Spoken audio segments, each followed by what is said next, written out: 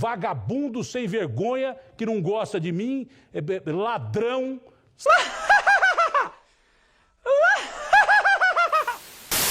E reclamam da falta de Fernando Capês, 3 bilhões de reais e superfaturamento na merenda escolar. Somos trabalhadores, nós moramos na favela, mas não somos vagabundos. Um funcionário uma pessoa lá é da Zona Sul e uma da favela. Para quem que eles vão dar emprego? O senso comum é associar periferia à violência, bandidagem, armas e tráfico de drogas. Essa visão deturpada é muitas vezes reforçada pela mídia, fazendo com que as pessoas acreditem que é a realidade. A palavra periferia significa aquilo que rodeia um determinado centro, como uma zona, um contorno ou um perímetro, basicamente os arredores. Uma favela pode estar localizada em áreas centrais, mas essa palavra sempre vai ser associada à exclusão de uma comunidade. Segundo o censo 2010 do IBGE, o Brasil tem cerca de 11,4 milhões de pessoas residindo em favelas. Os dados mostram que uma grande parcela da sociedade está nessa condição. Vivendo muitas vezes em condições insalubres, os moradores da periferia ainda precisam lidar diariamente com o preconceito proveniente de outras classes sociais e até mesmo da mídia. De acordo com Habermas, sociólogo alemão, a opinião pública é influenciada pela mídia positiva ou negativamente, e de qualquer forma, a mídia é fundamental para a participação crítica dos cidadãos nas democracias modernas. Ou seja, retratando a periferia de forma estereotipada, as novelas, jornais e programas de entretenimento fazem um desserviço à sociedade, pois as pessoas acabam aderindo ao preconceito que está em como a mídia retrata essas pessoas. Novelas apresentadas em grandes canais de televisão são uma parte importante do cotidiano midiático brasileiro. Glória Pérez, Valcir Carrasco, João Emanuel Carneiro e muitos outros autores condicionam entretenimento para as mais diversas partes do país. Contudo, como as novelas geralmente retratam a realidade, é frequentemente necessário representar a periferia e as pessoas que habitam lá, e a ação dos escritores nesse quesito é notoriamente estereotipada. Uma análise sociopolítica pode explicar o alcance dessa representação e por que ela é problemática. Durante os 15 anos de governo do Partido dos Trabalhadores, o poder aquisitivo de classes sociais mais baixas foi aumentando. Consequentemente, o consumo de mídia televisiva foi incrementado. Por fim, a busca por representatividade emana das periferias brasileiras, e como os grandes veículos de entretenimento brasileiros são comandados por membros de classes altas, a luta pela inserção respeitosa da periferia na mídia brasileira segue em alta. A novela Partido Alto de Glória Pérez e Aguinaldo Silva é a primeira trama que aborda o cotidiano de comunidades carentes e o funk carioca. Mesmo que feito de forma moderada, o retrato foi considerado revolucionário para a época. A novela Pátria Minha de Gilberto Braga deu destaque à favela defendida pela mocinha Alice. Ela tentava impedir Raul de tirar as terras dos moradores. A luta entre ricos e pobres foi um dos panos de fundo da novela, que infelizmente obteve baixa audiência para os padrões da época. Coube a Record o pioneirismo de eleger uma comunidade carioca como cenário de uma novela. Vidas Opostas de Marcílio Moraes foi quase inteiramente gravada em uma favela da cidade do Rio de Janeiro. Periferias também já foram criadas na dramaturgia de maneira estereotipada, como no caso de Duas Caras de Aguinaldo Silva. A comunidade fictícia de Portelinha era retratada como um dos lugares mais amados do país. O enredo da novela Lado a Lado, de João Ximenes Braga e Cláudia Lage, se passa no início do século XX e mostra o surgimento de periferias. Na história, os antigos prefeitos do Rio de Janeiro decidiram demolir os cortiços, levando os moradores à miséria, tendo que utilizar restos de madeira para construir os primeiros barracos. Salve Jorge, de Glória Pérez, retrata a história de Morena, protagonista da novela, moradora do Complexo do Alemão, uma das mais famosas comunidades no Rio de Janeiro. Quando se vê sem oportunidade de ganhar a vida, acredita em uma falsa promessa e acaba sendo traficada para a Turquia. Força do Querer, a novela veiculada em 2017, apresenta cenas gravadas no Morro da Paz, comunidade do Rio de Janeiro, com ações violentas. A abordagem em temas como crime e tráfico despertou a ideia de que a novela fazia apologia a esses elementos, recebendo assim muitas críticas. A personagem Bibi, Juliana Paz, se apaixona por Rubinho, Emílio Dantas, deixa sua família e vira criminosa. Em uma das violentas cenas, Rubinho é assassinado em confronto entre gangues e a polícia dentro da comunidade. A novela I Love Paraisópolis, feita pela Rede Globo em 2015, pelos autores Mário Teixeira e Alcides Nogueira, não é fiel ao retratar a maior favela de São Paulo, segundo o censo 2010 do IBGE. Passando por cima de um cenário caótico, com esgoto a céu aberto, falta de escolas e creches, saúde e segurança pública, a emissora divulga um romance, estereotipando o que acontece dentro de uma comunidade. É muito importante a representatividade da periferia na mídia, mas é preciso fazer uma reflexão para saber se esse povo está realmente sendo bem representado ou se é apenas caracterização de personagens para agradar o gosto de um público-alvo. A começar pela comunidade que tem raízes nordestinas, de pessoas que vieram para São Paulo com esperança de uma vida melhor, e é representada por um elenco que tem em sua maior parte paulistanos e cariocas, se contrapondo à realidade. A atriz Bruna Marquezine interpreta Marisete, uma personagem que não tem grana, mas é feliz. Típica representação midiática da mulher periférica, Mari é empregada doméstica. No que diz respeito à sua vida amorosa, Mari já teve um envolvimento com o traficante da comunidade, Grego, interpretado por Caio Castro. Em um certo momento, Mari viaja para Nova York para tentar ganhar a vida e lá encontra um grande amor, Benjamin, um homem branco de olhos claros e arquiteto bem-sucedido. Infelizmente, muitas pessoas têm a visão de que a mulher periférica só tem duas opções na vida: ou vai ficar com o traficante ou com um homem rico, quando na realidade, mulheres da favela são capazes de estudar, trabalhar e criar uma vida sem a necessidade de um homem para bancá-la. Entre muitas outras cenas estereotipadas, a maioria das pessoas da comunidade disseram que a novela não retrata nada da realidade. Esse fator pode ser explicado por Robert Merton e Paul Lazarsfeld, pois os produtores do romance, no gosto popular, pegaram uma cultura autêntica e substituíram por uma cultura padrão, reafirmando a visão preconceituosa da sociedade em relação à comunidade, em vez de tentar quebrar paradigmas. Todos nós conhecemos algum filme que retrate a realidade dentro das periferias brasileiras. Em 2002, um dos longa-metragens mais renomados dentro do cinema nacional apresenta a trama dos moradores da favela do bairro Cidade de Deus, na zona oeste do Rio de Janeiro. Cidade de Deus retrata dois tipos de generalização que estamos acostumados a ouvir sobre a vida na periferia. O garoto que cresceu em um dos bairros mais violentos da cidade, mas, apesar de ter a oportunidade de se envolver com o crime, encontra subsídios para negar essa chance. E o chefe do tráfico que nunca teve nenhuma outra chance na vida a não ser a vida no crime. Em 2007, outras duas grandes representações da experiência periférica são lançadas no cinema nacional. Os filmes Cidade dos Homens e Tropa de Elite, Missão Dada e Missão Cumprida, ainda que de forma distintas, pintam um retrato de percepção dominante da periferia. No primeiro, dois garotos que atingem a maioridade se deparam com as responsabilidades da vida adulta, juntamente com as adversidades de ser um morador da periferia. Mais uma vez, abordando de forma generalizada que todos os moradores da favela, principalmente os jovens, direta ou indiretamente, têm uma relação com o mundo do crime. Lançando uma outra problemática, o filme Era Uma Vez faz uma releitura de Romeu e Julieta dentro do cenário contemporâneo da cidade do Rio de Janeiro. Um garoto periférico que cresceu sem a presença do pai, viu seu irmão ser morto pelo chefe do tráfico e o outro preso injustamente. Trabalha em um quiosque de praia para ganhar a vida. Sem estudo, se apaixona por uma jovem rica da Zona Sul. O longa também propõe a imagem generalizada do jovem periférico, Dé, sem estudo que trabalha muito para ganhar pouco, e seu irmão que, após sair da cadeia, vira o novo chefe do tráfico, além do romance interclasse entre o menino da favela e a garota rica da Zona Sul. Outros filmes como Alemão, Trash, A Esperança Vem do Lixo e Ônibus 174, de alguma maneira também pintam representações estereotipadas da vida na periferia. A julgar pela produção audiovisual, mais do que nunca, a periferia brasileira e a pele negra vem se tornando uma mercadoria quente, como afirmou a professora de comunicação da UFRJ, Ivana Bentes. O cinema retrata bem o que ela costuma chamar de cosmética da fome, ou seja, a glamorização da pobreza e da violência nas periferias. Contudo, o jovem retratado como favelado legal dentro das periferias é o mesmo que continua marginalizado e representado como criminoso nos programas jornalísticos. É a partir de uma ascensão do poder de consumo da chamada classe C que podemos observar que esta passa a ser o alvo de consumo da mídia. As lógicas de mercados começam a acionar vínculos e apelo com essa categoria.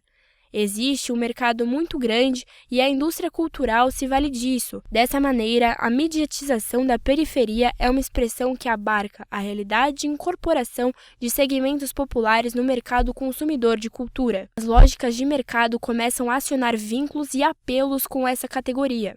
Ainda que levemos em consideração que exista cinemas e cinemas, existe uma lógica producional atrelada a uma tendência muito forte de estigmação e produção de estereótipo. Isso não é uma característica nos dias atuais e nem da indústria cultural brasileira, mas uma característica da indústria cultural no sentido duro que os frankfurtianos já haviam colocado nos anos 30, como Adorno e Horkheimer. É uma característica que se perpetua porque está atrelado à lógica de indústria. A publicidade precisa de estilos de vida para se espelhar e vender. Paradoxalmente, comportamentos criminalizados pelo Estado, bailes populares nas favelas, pichação, vendas de produtos piratas e apropriação de espaços públicos se tornam um estilo de vida passíveis de comercialização. Ao se constituírem como consumidores e produtores, pobres e negros passam a ser considerados cidadãos, o que tem o seu lado evidentemente positivo. Se como mercadoria nova ou como consumidores, esses novos sujeitos do discurso saídos da favela aparecem na mídia de forma isolada, não se pode neutralizar a sua força real. Trata-se de um processo cultural saído das periferias, que se apreende de forma privilegiada a dinâmica da sociedade brasileira, profundamente desigual e, ao mesmo tempo, aberta para as misturas multiculturais. Foram nas comunidades periféricas que nasceram diversos estilos musicais, do axé ao chorinho. Um dos ritmos mais conhecidos nacionalmente é o funk, e seus mais variados segmentos. Ele surgiu na década de 1970 e, ao longo dos anos, virou uma forma de expressão cultural entre os moradores das comunidades, que passaram a relatar o dia a dia da periferia por meio das letras das músicas. Na mesma década, a imprensa descobriu o funk e espalhou para todo o país, popularizando um movimento que, até então, era só produzido nas periferias do Rio de Janeiro. Conforme a mídia viu potencial mercadológico dentro do funk, o transformou em um produto que poderia ser vendido para as outras classes sociais. Adorno, intelectual alemão, explica como a indústria transforma cultura em mercadoria, adaptando e padronizando. A mídia enaltece o segmento que mais se aproxima da realidade da classe média e alta, que seria seu público-alvo para vender a música, e marginaliza os segmentos que querem mostrar a realidade dentro das periferias. Essa adaptação privilegia poucos artistas, pois sob o comando de empresários que monopolizam o mercado, dita parâmetros e censura a música de acordo com a mídia. O segmento do estilo musical que mais faz sucesso nas classes média e alta são o funk pop e o funk carioca. Isso acontece porque ele gourmetiza e glamouriza a vida nas periferias, reforçando o preconceito em que pessoas que dizem que não são preconceituosas. O canal Condzilla é o maior canal de funk do Brasil. No entanto, no último ano, perdeu a força entre os funkeiros. Muitas pessoas acham que está perdendo a conexão com as ruas, por usar uma linguagem limpa e menos explícita. Isso se deu por uma decisão do diretor executivo do canal, Fábio, que escolheu filtrar o uso de palavrão, conteúdo com apelo sexual e o violento para atingir certos públicos e marcas. Isso tem grande impacto na mídia, pois maquia a imagem das comunidades. A favela é retratada de maneira superficial por muitos artistas que não têm conhecimento sobre o que é morar em uma comunidade. Podemos observar em Favela, música produzida no final de 2018 pelo DJ Alok e cantada pela norueguesa Ina Wroldsen, que relata brevemente e sem profundidade alguma a vida de uma mulher que mora na favela. Por outro lado, a música Meu Nome é Favela, de Arlindo Cruz, retrata muito mais detalhadamente e com propriedade uma comunidade. Podemos ver o contraste de como os artistas falam sobre a favela contrapondo as duas músicas. Alguns gêneros musicais periféricos e de gueto sobreviveram à parte da indústria, porque não têm visibilidade e já têm público definido. O rap é um exemplo. Nunca precisou da divulgação da mídia para lotar as casas em que os shows aconteciam. Até hoje não existe uma rádio ou canal de TV que sejam voltados exclusivamente para o rap. Poucos artistas conseguem espaço para expor suas ideias e serem reconhecidos, sem terem que mudar sua música para se manter na mídia. Nomes como Nego Drama, Mano Brown e Racionais MCs conseguiram reconhecimento e credibilidade na mídia depois de anos compondo e lutando pelo seu espaço. Mesmo assim, o rap que foi aceito na mídia, de um lado expõe a cultura e a realidade dos menos favorecidos, e de outro é adaptável para que seja conveniente aos valores da elite. Em 2017, o festival Lollapalooza, a banda de rap escolhida foi Haikais, uma banda formada por 4 homens brancos de classe média, ao invés de uma banda de periferia, concretizando o que havíamos comentado. A mídia se utiliza do rap que lhe é conveniente. Os bailes de favela, também conhecidos como fluxo de rua, acontecem com frequência dentro das comunidades brasileiras. Contudo, não é possível criar um perfil de quem frequenta esse tipo de festa, pois isso seria estereotipar os moradores das periferias. Os bailes contam com a presença de paredões, muito funk, álcool e substâncias ilícitas, sendo uma espécie de balada que acontece no interior das comunidades. Ainda que muitos daqueles que frequentem festas e baladas de luxo façam uso exagerado de drogas e álcool, não são marginalizados na mesma proporção que o público do baile funk. Por conta da forte presença do crime organizado e do tráfico de drogas, os bailes são fortemente reprimidos pela polícia. Existem certos tipos de acordo referentes a datas e horários em que o evento vai acontecer, geralmente entre organizadores e policiais ou moradores daquela comunidade. A mídia retrata o público do baile funk como criminosos 100% do tempo, mesmo que não tendo conhecimento da índole de todos que fazem esses eventos acontecerem. Ainda que seja conveniente para o mundo do crime e do tráfico, tendo em vista que o baile é um gerador de lucro, a real intenção é promover o entretenimento dos moradores e frequentadores, assim como qualquer outro tipo de festa.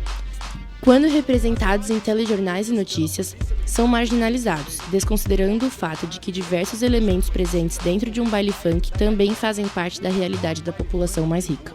A cobertura noticiosa da periferia é nacionalmente focada em demonstrar problemas com a violência presente nas áreas representadas. Nacionalmente, a periferia é tratada como um foco de problemas, com o crime sendo mais denunciado e sensacionalizado. Os jornais acabam por usar as ocorrências na periferia como um alerta à sociedade. O tratamento dos jornais com os moradores da periferia também é marcado pelas padronizações.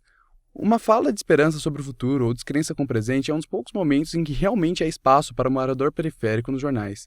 Em outros momentos, o residente de áreas afastadas do centro é muito mais subjugado pelos repórteres e programas que utilizam linguagem mais assertiva, chegando até a considerar suspeitos como culpados. Em uma cobertura marcada pela padronização e distanciamento, os bons olhos só são direcionados à periferia em casos de ações sociais. Alguém ou uma empresa fazendo coisas boas para a comunidade, mas de uma determinada maneira, pela linguagem de veiculação, isso encaminha a mente do público a ver o ambiente periférico como um lugar mais problemático do que como um espaço de soluções para a sociedade. Um único momento estratégico em que a periferia é colocada à tona nas discussões diárias é nos debates políticos sobre segurança pública, de uma maneira em que a violência nas periferias e favelas é usada como forma de estigmatizar essas comunidades. Desta forma, apreende-se que a mídia, em especial o jornalismo, reserva pouco ou nenhum espaço para a representatividade da periferia, dando espaço apenas para representações coniventes com a manutenção do status e a ordem sociopolítica vigentes, em uma constante espetacularização da violência. É possível perceber um fenômeno contraditório. Ao mesmo tempo em que a periferia é glamourizada com sua cultura desapropriada e hipervalorizada, seus habitantes permanecem sendo vítimas de preconceito, estereotipização e marginalização. A apresentação midiática do ambiente periférico é realizada, em maioria, por aqueles que não possuem vivência de meio, e a visão mostrada segue sendo de fora. A visão sensacionalista acerca de periferias, instigada no senso comum, age de tal maneira que o inferioriza a tudo e a todos que vêm de lá. O sociólogo Gabriel Feltran afirma que a catexia de diferentes aspectos sociopolíticos, mercadológica, moral, religiosa e político-ideológica, geram produtos noticiosos e recreativos que estagnam a compreensão da realidade periférica. Sabemos que esses produtos, no geral, tendem a retratar as periferias como violentas, atrasadas, carentes e, sobretudo, diferentes do resto da sociedade quando o assunto é cidadania, direitos e democracia. Ele afirma. Portanto, observa-se a inércia da mídia para mudar este quadro. Mas há um começo de mudança. Adeptos ao movimento negro, raça majoritária nas periferias brasileiras, lutam a fim da representatividade correta na mídia. Periferia não é bagunça, não é zorra, não busca pena. Periferia quer mudanças.